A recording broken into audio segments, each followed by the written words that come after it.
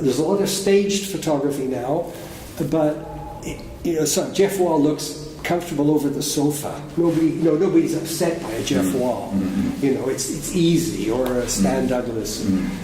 These are works that don't really push. They might push the definition of photography a little bit. Academics love them, but they're not going to actually disturb people the way your work does. And I've heard collectors say, "Well, I collect Roger, but I wouldn't show it." So I think that's a great compliment, that the work will disturb.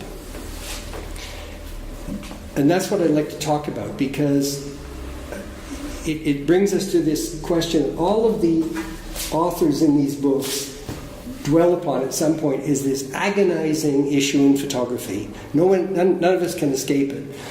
Documentary versus fiction. And Sobieski, for example, says, well, ultimately it's not important. And you have sort of hinted at that too in what you've said so far. But I would argue it is important because we have words for it.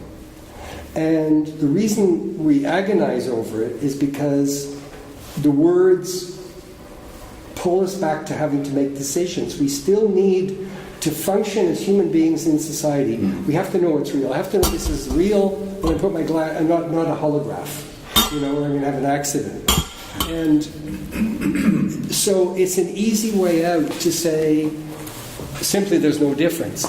There is a reality. We saw it in the film. That place exists.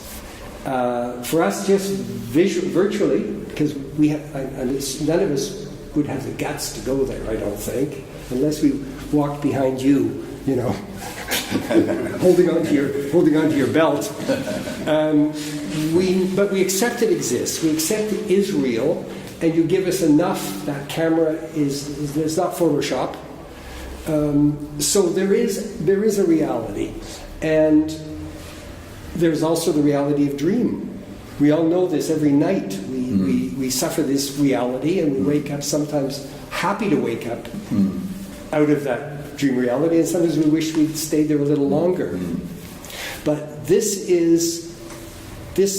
fiction thing is very important to navigate, and I'd like to just stay on it a little bit and talk to you about it. So when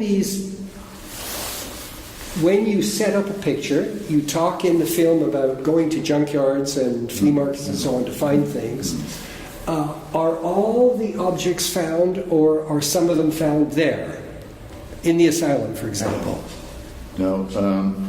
First of all,